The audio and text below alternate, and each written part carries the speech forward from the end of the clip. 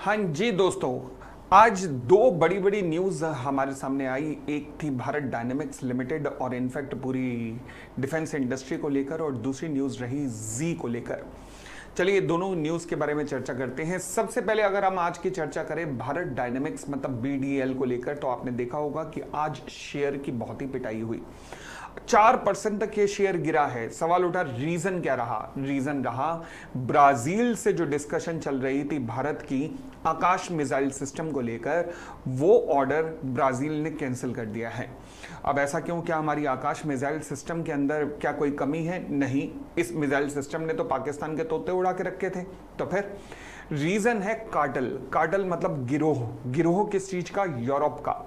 Actual में European countries की Brazil वगैरह इन जगहों पर काफ़ी पैठ है, काफ़ी उनका प्रभुत्व चलता है, जिसकी वजह से वो किसी और देश के हथियारों को वहां तक पहुंचने ही नहीं देते। वैसे भी हथियार सप्लायर आज की डेट में है कौन से? रशिया। यूरोप उसे एंट्री देगा नहीं क्योंकि कांटे की टक्कर है।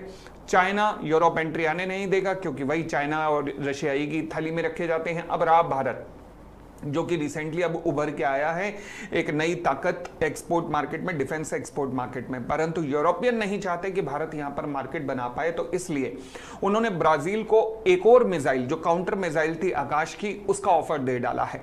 और ब्राजील भी इस ऑफर के साथ ज्यादा प्रतीत हो रहा है, जिसकी वजह से शायद ब्राजील भारत की आकाश मिसाइल सिस्टम के प्रोजेक्ट को मना करके और यूरोपियन जो मिसाइल है उसके ऊपर ऑप्ट करने वाला है। तो सर, इससे फिर बाकी डिफेंस कंपनीज के ऊपर क्यों प्रभाव पड़ा? देखो, अब गेहूं के साथ तो धुन पिसता ही पिसता है। तो जब भारत डायनेमिक्स लिमिटेड, जो कि आकाश मिसाइल बनाती है, जब उसके ऊपर इतना प्रभाव पड़ा, तो फिर कहीं ना कहीं बाकी शेयर्स पे भी कॉन्फिडेंस लूज होता हुआ दिखा। तो एचएएल, माझगांव डॉक, ऐसे सभी कंपनीज जो कि एक्सपेक्ट कर रही थी कि शायद उन्हें भी ब्राजील से ऑर्डर गोइंग फॉरवर्ड मिल सकते हैं, या यूरोपियन या लैटिन या साउथ अमेरिकन मार्केट पे उनका एंट्री हो सकती है, उन सबको एक झटका लगा। तभी पूरी की पूरी डिफेंस इंडस्ट्री हिल गई।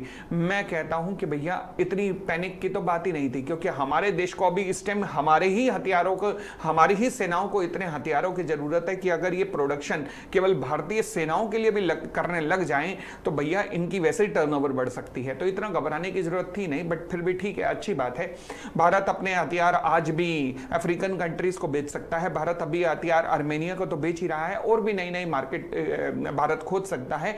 ये यूरोपियन कंट्री तभी लाइन पे आएंगे जिस दिन रशिया इन पे अटैक करेगा।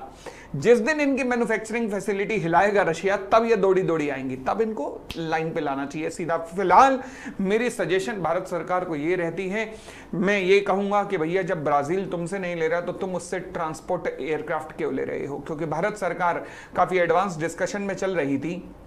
ब्राजील से 350 एक मिलिट्री का ट्रांसपोर्ट एयरक्राफ्ट है उसे लेने के, तो इससे अच्छा हम बोइंग का कोई और ट्रांसपोर्ट एयरक्राफ्ट ले लेते हैं। तो क्यों ब्राजील से लेना है? तो जैसे को तैसा, ये मुझे लगता है हमें करना चाहिए। देखते हैं आगे भारत सरकार क्या करती है, क्योंकि वहां पर कई गुना समझदार लोग बैठे हैं। देखते हैं उनका वो लोग क्या करने जा रहे हैं।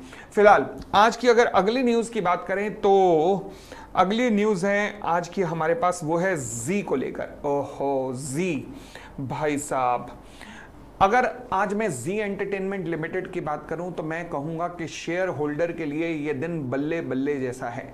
अच्छा, बल्ले बल्ले क्यों? देखो, हुआ क्या था, जी एंटरटेनमेंट लिमिटेड की कथा सुनो।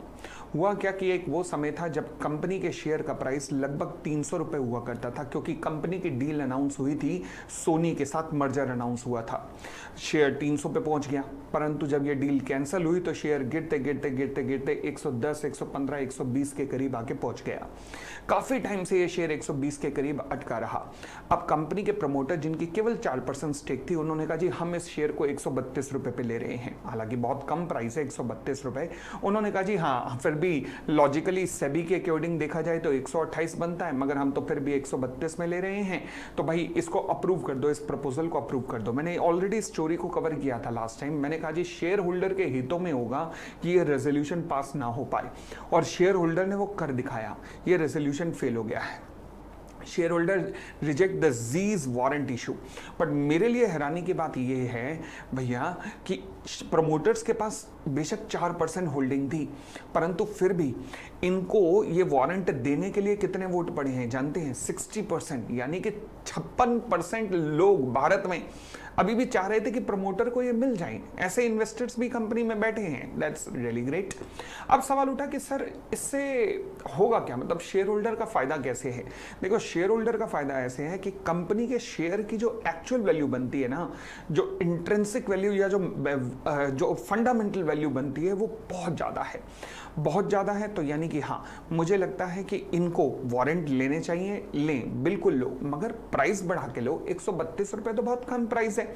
132 रुपये से ऊपर कहीं 160, 170, 180, 200 के करीब जाके वारंट लेते तो उससे पता लगता कि शेयर होल्डर का फायदा है। 132 रुपये तो बहुत नीचे का प्राइस था, तो इसलिए शेयर होल्डर ने प्रपोजल को रिजेक्ट करना ही चाहिए था, जो कि उन्होंने किया। और वही जी का ये जब प्रपोजल रिजेक्ट होने के कारण आज प्रमोटर को एक बहुत बड़ा झटका लगा है। अब उनके पास ऑप्शन यही है कि वो अपना प्राइस बढ़ाएं और शेयर होल्डर को एक ल्यूक्रेटिव प्राइस दिखाएं कि देखो जी हम वारंट लेने वाले हैं।